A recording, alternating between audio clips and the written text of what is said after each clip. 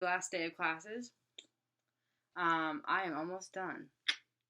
A lot of like weird catchphrasey motions. So exciting news: the Earth Day sale has arrived at my house. Check out our Instagram to see the picture, or our Tumblr. I'm not going to show you all the books that I got because, quite frankly, I don't want to share. So, sorry. I am reading The Marriage Plot. This book is written by an author I quite enjoy, whose name is backwards, but I mean, you can practice that little flip, if you ever plan on reading Da Vinci's diaries or journals or whatever. This is your chance to practice before you upgrade to that level of intensity. He's written 2 other books, as far as I know. The first that I read was Middlesex, a very strange book. There's a lot of incest. It's complex in that it rolls through 3 generations of people, and it goes through it extensively. And then there's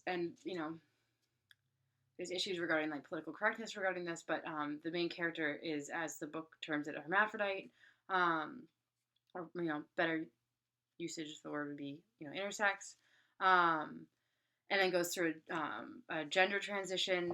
He can walk you through 3 generations of people going through really like taboo topics in our society and keeps you engaged. And the other book is The Virgin Suicides, which I think is better known just because it was made into a movie with Kirsten Dunst, the girl from the original Spider-Man.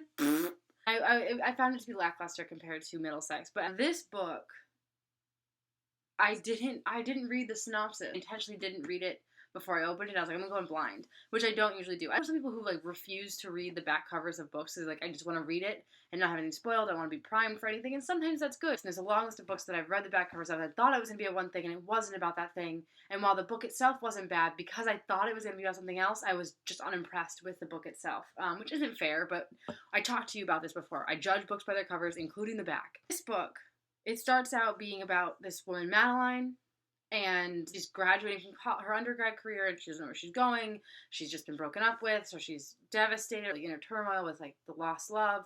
And this boy Mitchell, who she used to be friends with, who loves her, and like that weird love connection that we can all relate to, but and how it kind of messes that friendship, and how the friendship got built back up, and how it built back down again. So I was like, okay, this is like it'll go somewhere, and then it goes into what happens after graduation. And so Madeline goes to live with this boy. He has manic depressive disorder, and then Mitchell goes abroad and travels abroad, and it goes into their stories. But I got kind of bored with it, and I was kind of like, hey, this isn't really going anywhere. Where's the hook? What's pulling me in? And then I hit the part about Leonard, the boy that has manic depressive.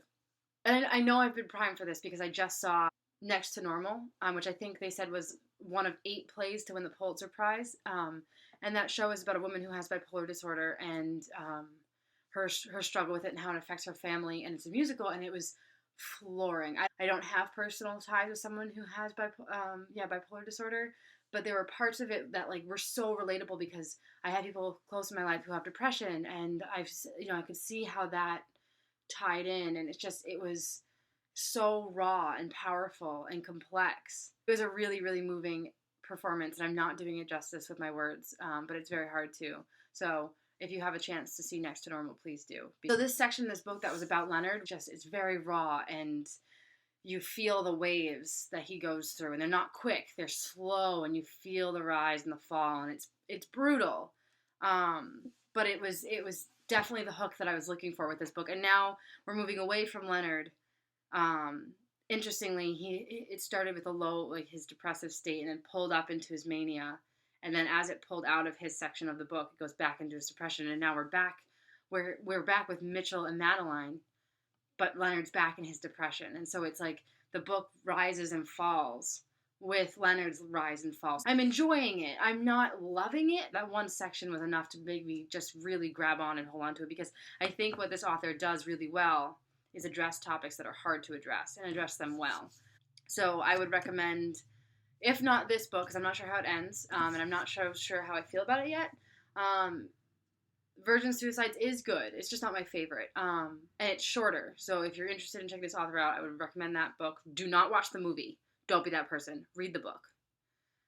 And if you're looking for more of a challenge, I would highly recommend Middlesex, because it's tough to swallow, but it's worth it. And so on that note, I'm feeling very wordy and not so ranty today. It's very strange.